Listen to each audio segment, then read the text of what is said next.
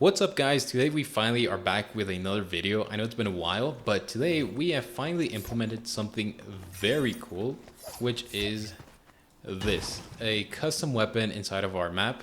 You can see we're gonna purchase that, and we have this, and we do this, bam, explosion, and do it again, explosion again. So I want to show you guys more or less how I did this, the benefits of why I did it this way, and how you can more or less derive the system so you can also try to implement this in your own way. This is not going to be a super in-depth video. It's just going to be more or less a high-level overview of how I created this. So you can have your own explosive pump as well with VFX. Alrighty, so inside UEFN, we really only have one manager that's responsible for our custom weapons manager, which, for our custom weapons, which in this case is this custom weapons manager. As you can see here, we have pretty much three fields in here. One is our custom weapons database, which is where we actually define our custom weapons. And the other one is going to be our auxiliary devices. And then down here, we have our custom weapon granters. Basically, whenever anything in the world happens, we can send a channel and then have that custom weapon be granted, which just kind of makes our life easier. But as for the actual custom weapons database, this is the coolest part, which I want to show you guys. If you go into here, you notice that we have this custom weapons definitions. If we expand this is basically an array. And in here, all of our custom weapons are basically created. That's right, we don't have to go inside of the code or anything. We literally just go in here, add a new element, and just like that, we have defined a brand new custom weapon inside of our game. The way this works is our custom weapon system is based on a component-based system, which means that rather than hard coding every single weapon in the game, for example, if we have something like an explosive pump or something, rather than making an explosive pump class, what we do is we create a generic weapon class. And then from that, we create a bunch of components, which you could just think of as things that do stuff. For example, a PC has a ton of different components like the CPU, power supply, the mouse, whatever, right? All those components, those are what make up a computer. All right, so I pulled up this Miro board here to show you guys more or less what the workflow looks like. And to start, we have our custom weapons manager. This has a map of players to custom weapons. So we always keep track of what player has what custom weapon is equipped, and what custom weapons they've owned. Now in here, the actual custom weapon class, as I said, we don't want to create a bunch of custom weapons. Like for example, if we wanted, let's say, an explosive pump, right? Like that's fine. We can create a new class of explosive pump. But then let's say we wanted to create another custom weapon, which is something like, I don't know, poison pump. And we're like, okay, that's fine, right? These two have different logic. But then what if we wanted to create another weapon called poison explosive pump? In this case, this weapon, what it would do is it would both apply poison and then create an explosion. But this kind of seems redundant because all we would be doing is just copying the logic from this and consolidating this into a brand new class, which is very inefficient. And what if then we wanted to make something like poison explosive audio elimination pump, right? Which this basically has the same logic as all of these, but then we also want to play an audio whenever the player gets eliminated, like a meme audio or something, right? Now you can see that this has just gotten way out of hand. We're basically just recycling code when we really shouldn't have to. So rather than doing it this way, what we do is we create a generic custom weapon class. This custom weapon class doesn't know any logic at all. Like it doesn't know about poison, about explosions, about damage. It doesn't know any of that. All it knows is that it stores an array of weapon components. And these weapon components are what actually make up our custom weapon. What do I mean by this? Well, just like the PC scenario that I did before, instead of having all the like poison stuff, what we can do is we can define components like, let's say, have a poison component, right? We can also have something like an explosion component. And then we can also have something like the audio component, right? And the cool thing about this is because this is a list or an array, what we can do is we can basically specify however many of these components we want.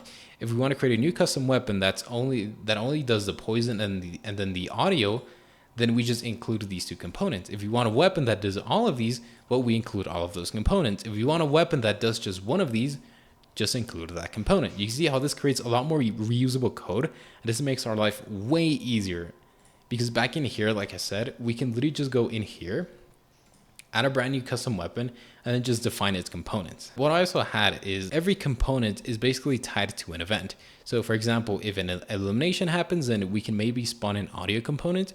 If something like you damage a player, then we spawn some other component. For example, here we would have things like on damage components. Then we would also have something like a on equip component, which would fire anytime the weapon is equipped. And you can see how we can basically tie a bunch of components to a specific action. So once we have defined a list of components, literally all the custom weapon does is implement this thing called a handle event function. Okay, so handle event function, all it does is just takes an event data payload, which is signaled whenever some event happens. And the actual event listening happens inside the custom weapons manager.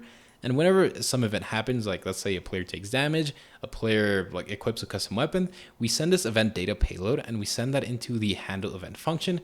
And what this does is this basically calls every component or every component that's relevant to the event and tells them, hey, this event happened.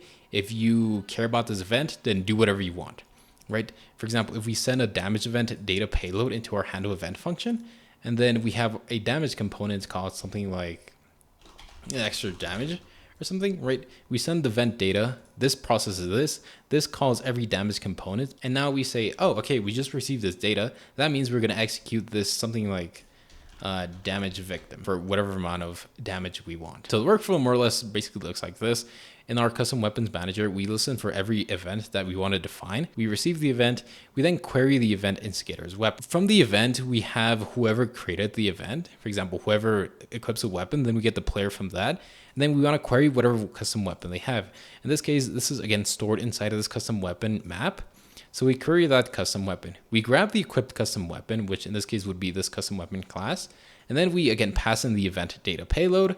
That calls in the handle event. This gets all the components that are relevant to the event.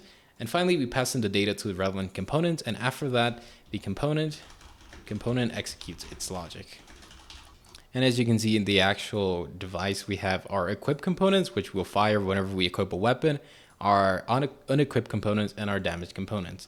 The actual explosive pump, if we look here, one equipped component is this VFX, which basically is just a VFX power-up. And the good thing about this is that go in here, this is just a mesh renderer, which is how you get that like custom weapons or those VFX to be attached to your player.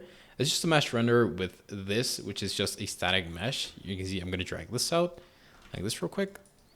And pro tip for this is if you drag out this system here, you'll notice that firstly, you want this weapon, or you want the actual kind of barrel of the weapon to be pointing in the direction opposite of this green arrow. That way it's going to be facing the correct direction of your player when you actually apply this VFX component. The other thing is if we go into this Niagara system here, by default, if you click on your emitter here and you go up here into the emitter properties, this local space will be checked off. And what that does is now if you move the system, it'll basically wait until the component re-renders or the particle kind of respawns for this to update the position, which is what we don't want. So instead, I just check this because it's not really a complex Niagara system. And that allows this to kind of just be, wherever. Now, the other thing is if you want your actual right hand or your player model to look like they're holding the weapon, you kind of want this pivot point to be near the trigger of this weapon.